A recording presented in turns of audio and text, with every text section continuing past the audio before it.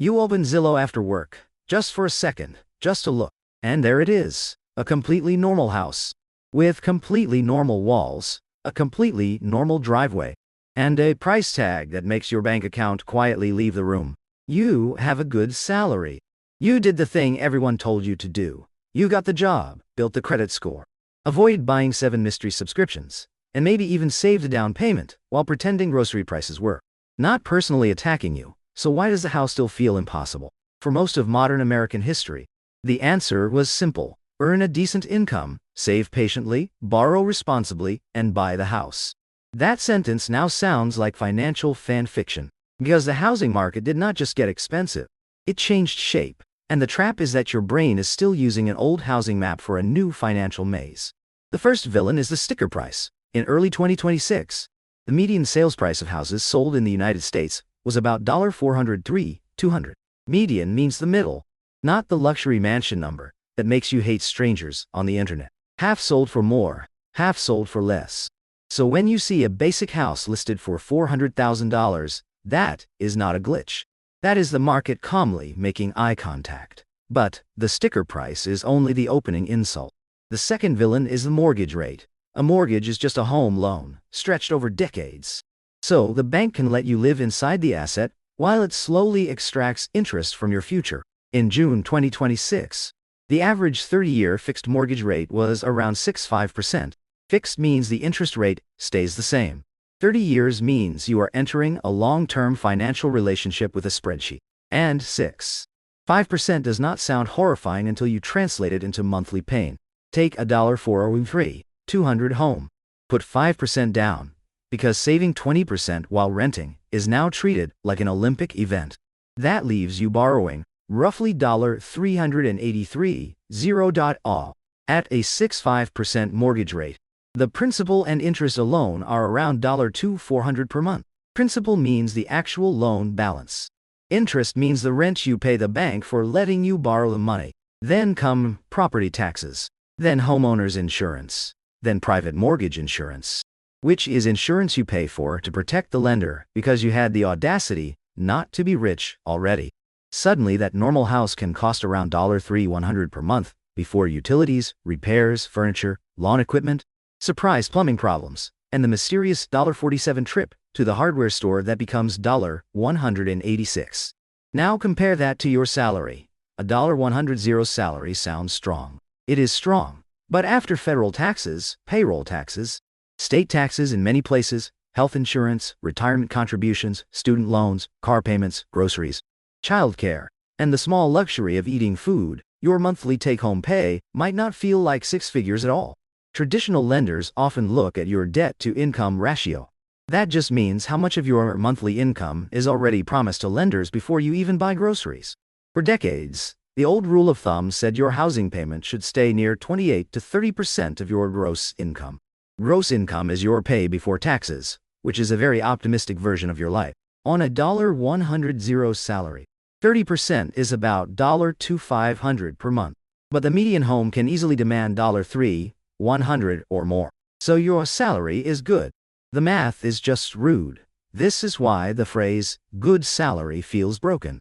It used to mean you were close to stability.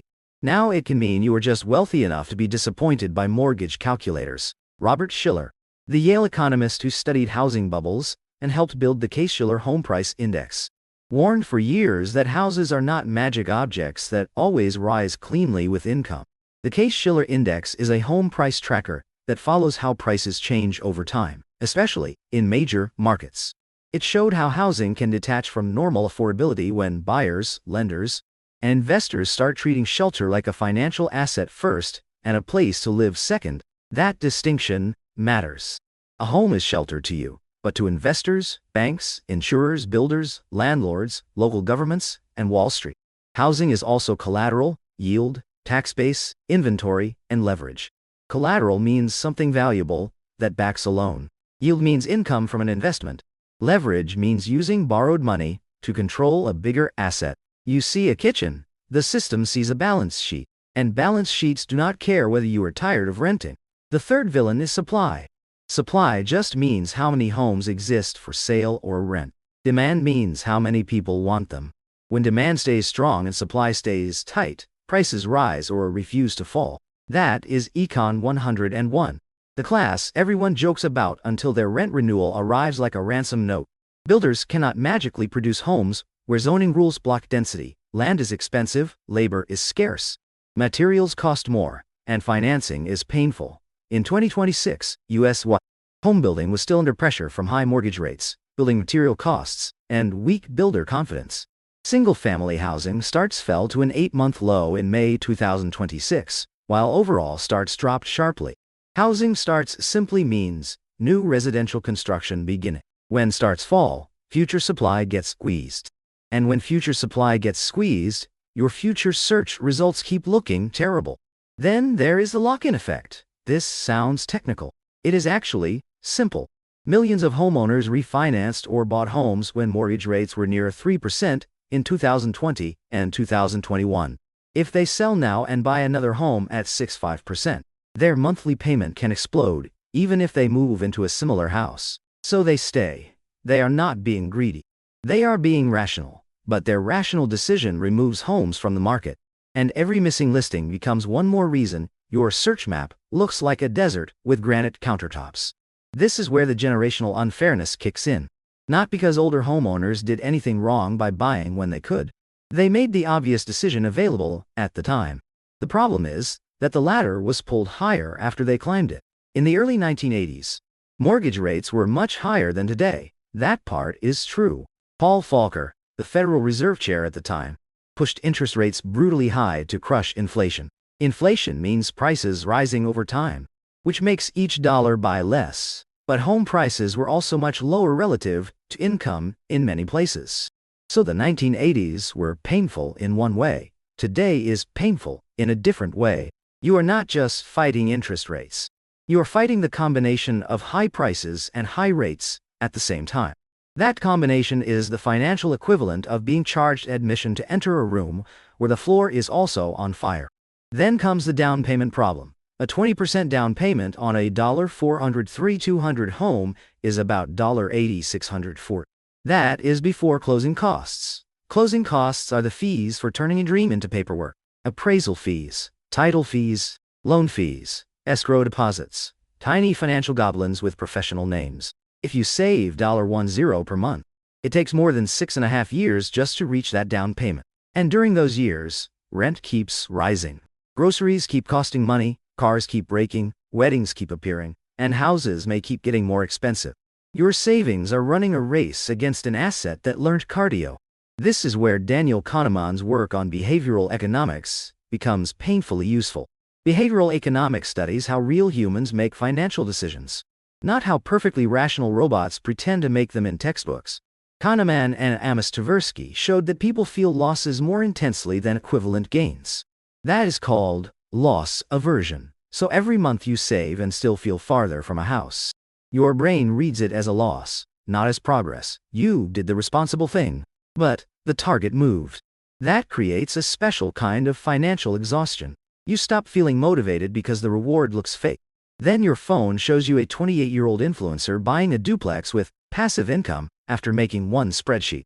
And your soul briefly exits your body. Richard Thaler, another Nobel-winning economist, described mental accounting.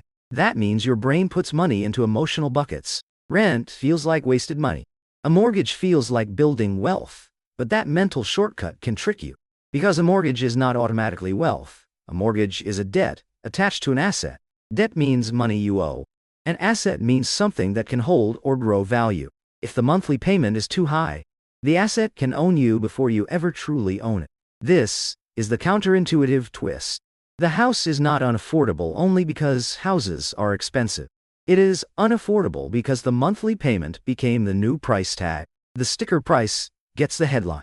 The monthly payment controls your life. A $400 house at 3% can feel like one universe. A $400 house at 6.5% is another universe wearing the same address. At 3%, the interest on a 30-year loan is annoying.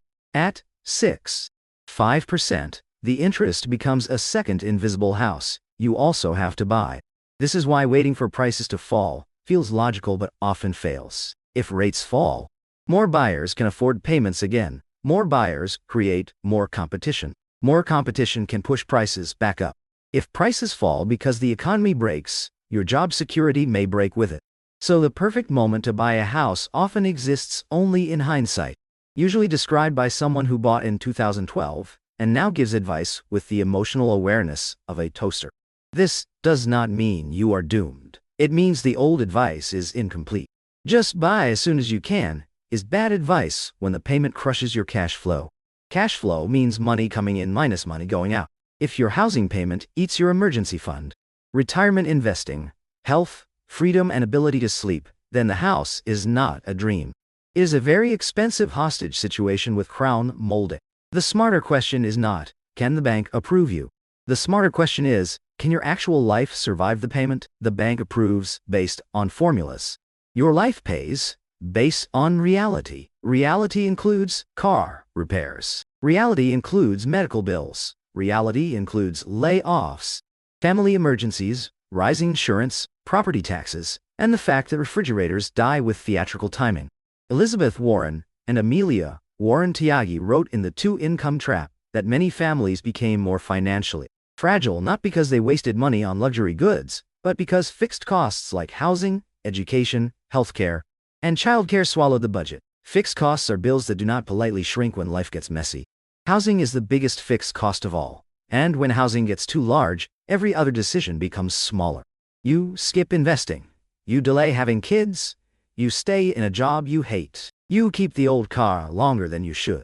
You call it being responsible, but sometimes it is just being trapped by a monthly payment that looked normal on closing day. So what should you do with this information? First, stop using the purchase price as the main number. Use the full monthly ownership costs, mortgage, taxes, insurance, maintenance, utilities, association fees if the neighborhood has decided grass needs a government. Second, stop comparing your timeline to someone who bought in a different interest rate era. A homeowner with a 2.9% mortgage is not playing the same game. They are playing on beginner mode with a coupon code from history. Third, treat renting as a financial tool, not a moral failure. Renting can be expensive. Buying can also be expensive. The winner depends on time, location, cash reserves, and whether your monthly payment leaves you enough room to build wealth elsewhere. Index funds, retirement accounts, emergency savings, and career mobility can also build financial strength. Jack Bogle, the founder of Vanguard, built his career around the idea that ordinary investors could grow wealth through low-cost, diversified investing. Diversified means spread out, so one bad investment does not destroy you. Low cost means fewer fees quietly chewing on your returns. A home can be part of wealth. It does not have to be the only path, and it definitely should not be the altar where your entire financial life gets sacrificed. The American housing story changed because homes became scarce, expensive, financialized, and rate-sensitive all at once. Financialized means turned into something markets trade, lend against, package, and profit from. That does not make buying wrong. It makes buying harder. It also means your frustration is not a personal failure.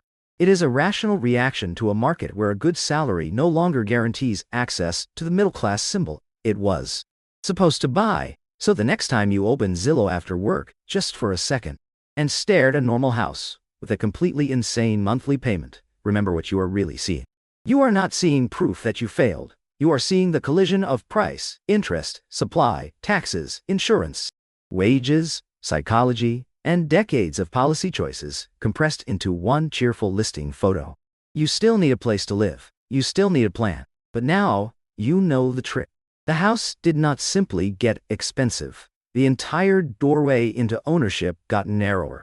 And the fact that you can see the doorway does not mean you should sprint through it before checking whether your door wallet can fit. You open Zillow after work, just for a second. But this time, you are not asking why a good salary is not enough. You are asking whether the house is truly affordable, or whether the system has simply learned how to make unaffordable look normal.